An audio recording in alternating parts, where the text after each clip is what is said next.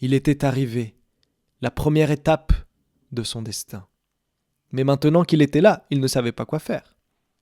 Alors Malik descendit la colline et prit un chemin de terre qui serpentait entre les oliviers.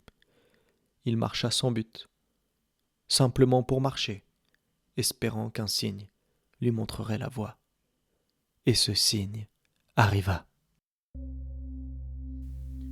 Après avoir emprunté le chemin de terre, Malik arriva dans un jardin abandonné.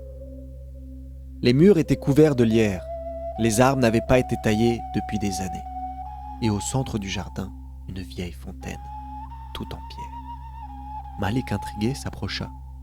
Il trouva sur le rebord de la fontaine des mots gravés dans une langue qu'il ne comprenait pas. Des lettres anciennes, effacées par le temps.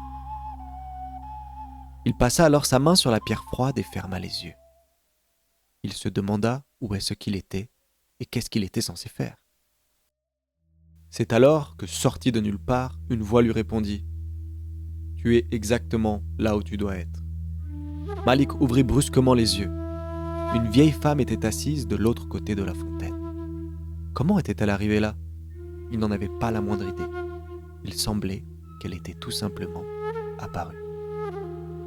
Malik découvrait cet étrange personnage, portant une robe sombre et un voile blanc qui couvrait ses cheveux. Son visage était ridé comme l'écorce d'un olivier, mais ses yeux brillaient d'une lumière étrange, presque jeune.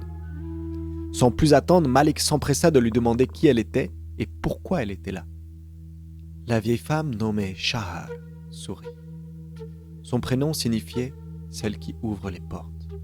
Bien sûr, elle ne lui révéla rien de cela. En revanche, elle lui dit « La vraie question est plutôt « Pourquoi es-tu là, Malik al-Nour » Totalement désemparé de voir que la vieille femme connaissait son nom, il ne sut pas quoi répondre. Elle tapota le rebord de la fontaine et lui dit « Assieds-toi, jeune homme, j'ai des choses à te dire. » Il hésita et il s'assit. « N'es-tu pas celui dont on dit qu'il est l'héritier du royaume perdu ? Et as-tu une idée pourquoi tu as mis les pieds ici, au pays du cèdre ?» Malik toucha son collier autour du cou. Il se remémora la lettre de son père, les étapes qui lui avaient été demandées, et il songea à Palmyre, le royaume perdu. Mais comment Shahar pouvait-elle connaître tout ça ? Il regarda la vieille femme droit dans les yeux et lui dit « Je suis à la recherche de mon destin, madame. » Elle l'éclata de rire.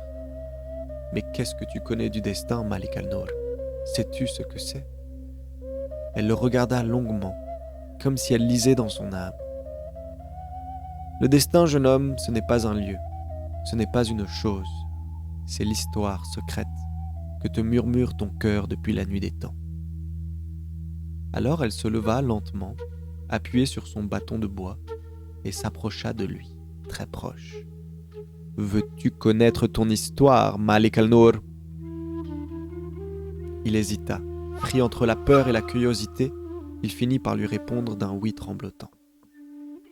Elle se pencha alors sur le rebord de la fontaine, invitant Malik à faire de même. Il s'approcha et vit apparaître dans l'eau des formes et des images. Stupéfait, il recula d'un coup. « Approche, approche ! N'aie pas peur, lui dit Shahar. Si tu veux connaître ton destin, tu dois connaître ton passé. Alors ouvre grand les yeux, mon garçon, et découvre qui tu as été. »